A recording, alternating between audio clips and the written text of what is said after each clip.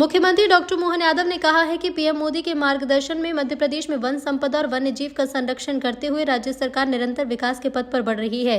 PM Modi ने आयुर्वेद को बढ़ावा और स्वयं अपनाया भी है। भारतीय संस्कृति में वन और पेड़ों के संरक्षण की परंपरा रही है। भोपाल में आयोजित 11वें अंतर्राष्ट्रीय वन मेला इसे आगे बढ़ा रहा है।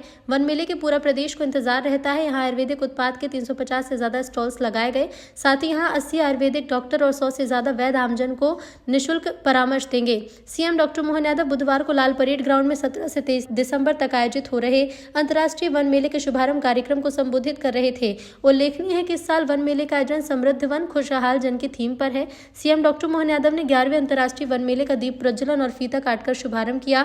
उन्होंने भगवान धन्वंतरी की पूजा अर्चना की और विंध्या हर्बल सहित विभिन्न स्टॉल का अवलोकन कर औषधि एवं हर्बल उत्पाद की जानकारी प्राप्त की। कार्यक्रम में सीएम को रुद्राक्ष का पौधा भेंट किया गया। प्रोत्साहित करने वाले गीत लघु वनोपज हमारी शान का विमोचन सीएम ने किया। साथ ही उन्होंने विंध्या हर्बल के नए लोगों और विभिन्न उत्पाद से सुसज्जित वेलनेस किट का औपचारिक विमोचन किया। सीएम डॉक्टर मोहन यादव ने कहा कि आज लघु वनोपज के अनेक उत्पाद बाजार में हैं। जब एलोपैथिक दवाएं आराम न दे तो लोग आयुर्वेद की शरण में जाते हैं।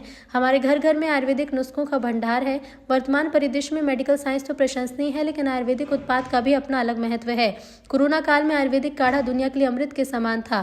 मुख्यमंत्री डॉक्टर मोहन यादव ने कहा कि राज्य सरकार प्राथमिक वनोपज सहकारी समिति, जिला यूनियन और अनुसूचित जाति जनजाति पिछड़ा वर्ग को आर्थिक रूप से सशक्त बना रही है। तेंदुपत्ता समेत अन्य वनोपज का संग्रहण करने वालों को इन पर बोनस देकर आर्थिक रूप से सशक्त करने की दिशा में कदम बढ़ाए। प्रदेश सरकार ने ट्राइफेड के माध्यम से 32 लघु वनोपज के न्यूनतम समर्थन मूल्य पर 25% की वृद्धि की जा रही है। साल 2026 में रानी दुर्गावती के नाम पर बनने जा रहे नौरादेही अभ्यारण्य में चीतों को बसाया जाएगा।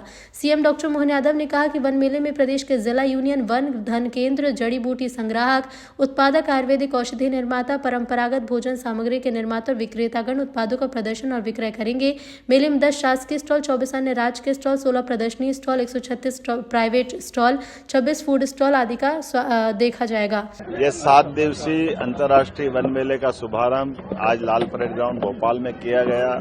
मेरी अपनी ओर से फॉरेस्ट डिपार्टमेंट के मंत्री माननीय दिलीप अहिरवार जी, माननीय विधायक भगवान दास सबनानी जी, माननीय सभापति किशन सूर्यवंशी जी और फॉरेस्ट के सारे अधिकारीगण, इतना विस्तृत रूप से मेला लगाया गया है कि वाकई ये हमारे पूरे प्रदेश की वन संपदा के अंदर के एक एक विशेष गुण को समेटे हुए, एक तरफ वन औषधियों से लगा करके आयुर्वेद में जिस प्रकार से उसका उपयोग किया जाता है वो सब कुछ यहाँ है। हमारे आदिवासी अंचल में भोजन के जो विविध प्रकार की रेसिपी है उस सबका भी प्रकटीकरण करने का मौका दिया गया है।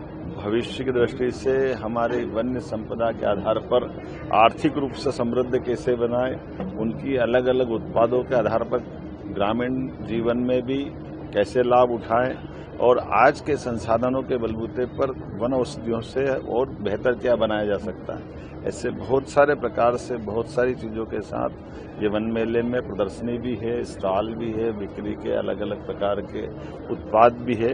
मैं मान के चलता हूँ जब हमारे देश के अंदर सबसे समृद्ध वन अगर कहीं है तो मध्य प्रदेश में है।